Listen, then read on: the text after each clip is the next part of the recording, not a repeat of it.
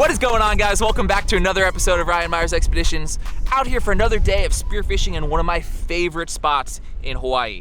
Absolutely anything can happen here. I've shot onos, I've shot ahis, big ukus, all right here at this zone. Swimming out today with my buddy Kellen and testing out that new gun that I've been kind of developing. I switched it up a little bit and I put a 7.5 mil shaft on and added a double wrap of line, and I trimmed those bands up a little bit to make it just a little bit hotter to push that 7.5 millimeter shaft. We're continuously tweaking this gun to kind of figure out what that perfect combo of band stretch to shaft size is gonna turn out to be. Hiding by the car because I'm trying to not show you guys the zone, but I'm gonna suit up, get everything ready, and then we're gonna see you guys out in the water. So I always come to this zone looking for ukus, and this first drop did not disappoint.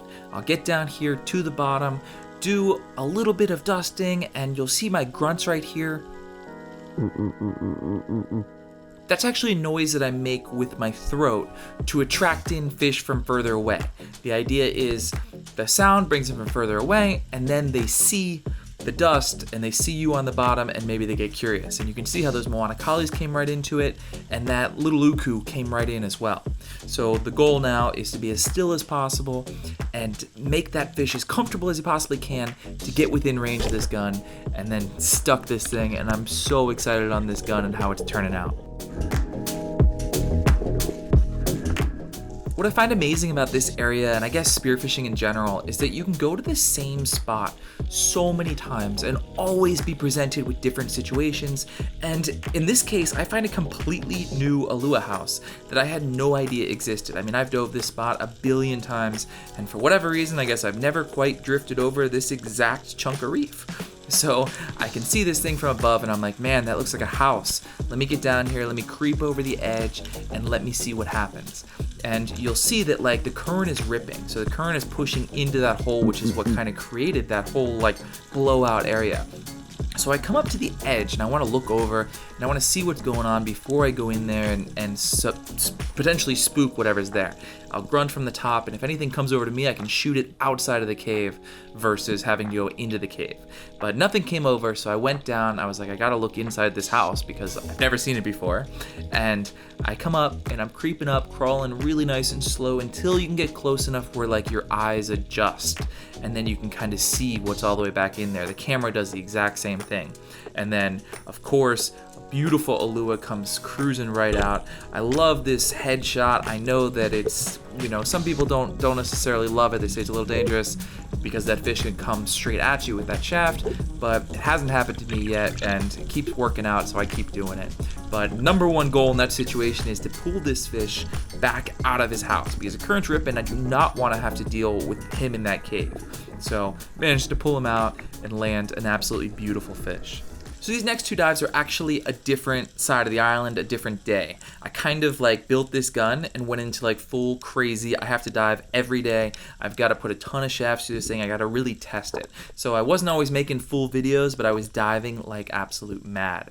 So this is the Hamakua coast. I think I'm with Justin, and there's that beautiful moo there. I get down to the bottom and he's kind of cruising away, but not fast enough for me. And I don't know if he's got like kind of a crooked back. I don't know if he was a little dumb or a little broken or what, but I managed to close that gap and stick him with this gun and land a beautiful moo. I'm having an absolute blast with this gun and learning a lot about spear guns. You know, I find like as a pro spear fisherman, I know shockingly little about, you know, the way these guns work and how to really dial one in. And this has been an awesome learning opportunity for myself as you know, the day before I was shooting this gun with a 7 mil and a single wrap, and now I went up to that 7.5 millimeter shaft and a double wrap, and I tightened those bands a little bit, and we're really trying to work out the optimal, you know, setup for a spear gun in this size range. And if you guys are interested in these guns, I put a link down below. You guys can text this number and it'll get you onto the list to kind of be alerted when these things are ready. You know, I'm not sure when I'm gonna have my final gun ready to sell to you guys. But you know, if you're interested in this and you want to be on that list, you can text that number. It'll throw you into kind of a database I got, and then, you know, when this thing is ready to go, there'll be a text that comes out, and you guys that are on that list will get first dibs to get a chance to buy one of these that I've worked so hard creating. From that one dive, I got two very different fish that we're gonna do two very different things with. I'm gonna take that uku and I'm gonna fillet it up and I'm gonna give it to Sam. Honestly, I have no idea what she's gonna make for dinner tonight, but she's gonna make something fantastic because the uku, you can't get any better. And it's just a regular white grouper snappery fish that is really versatile. Doesn't really matter what she's gonna do with it, it's gonna be delicious. But the Ulua, I'm actually gonna cut this thing up and then put it into a brine so that I can put it on the smoker. This size, this like 20, 25 pound fish class is awesome to eat. And it's gonna be even better when I take it and I cut it up real small, I put it on the smoker, and I turn it into like a really good snack food that I can just take wherever I'm going.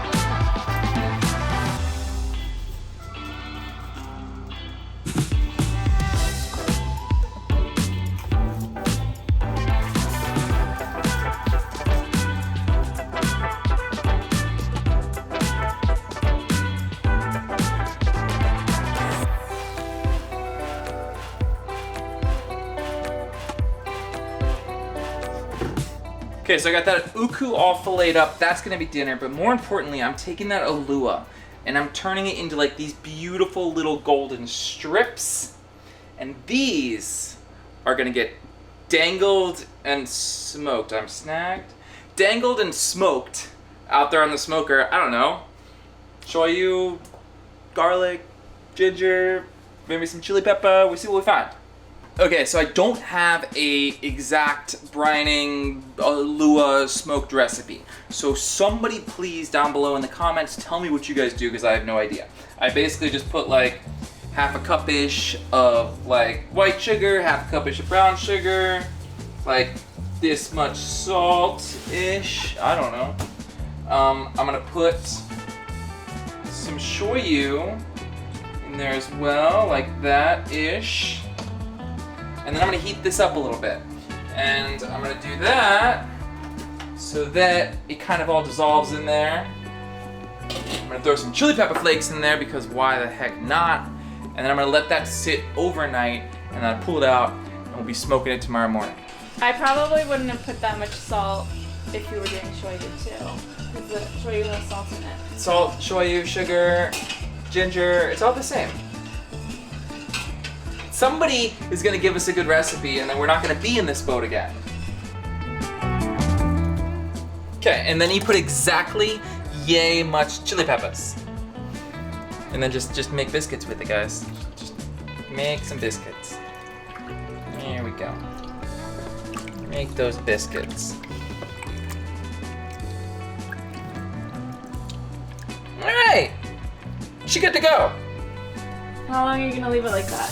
Until I feel like taking it out, and then I'm gonna let it like dry-ish until I put it on the smoker for an indeterminate amount of time. Because it needs to form a pellicule, but this is a highly scientific recipe, guys. Pellicule. Pellicule? Pellicule. Pellicle. I think it's pellicule. But it's Pellicle.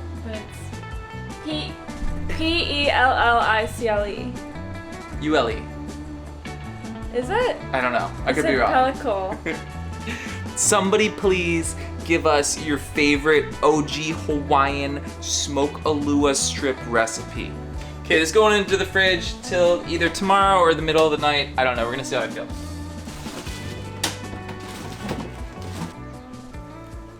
Check these out. Look at that pellicule? Pellicule? Only has a mild amount of cat fur on it. It's pedicure. Pedicure? Look at the pedicure. It's been sitting out for like the last like 5 hours, marinated overnight. I put them on like these little screens because that's what I had. And now we're gonna put them in the smoker. So to do that, all I'm gonna do is take my little fishes, take these little like paper clip things that I made. May or may not poison us. Look at that. I think it's gonna get hung right in there. Ready to go. So, I'm not really sure about type of wood or how long to do these for, but I'm using some of this mesquite, which apparently is pretty close to the kiavi. It's all in the same family. Kiavi? Kiavi? I feel like kiave.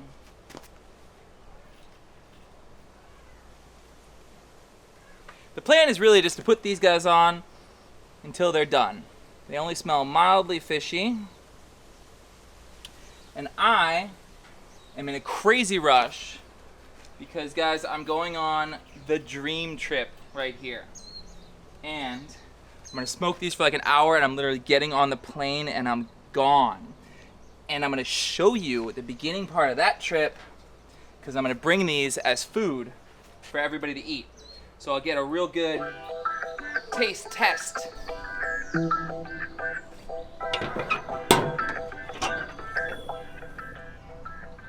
Check that out, guys. Smoke Ulua.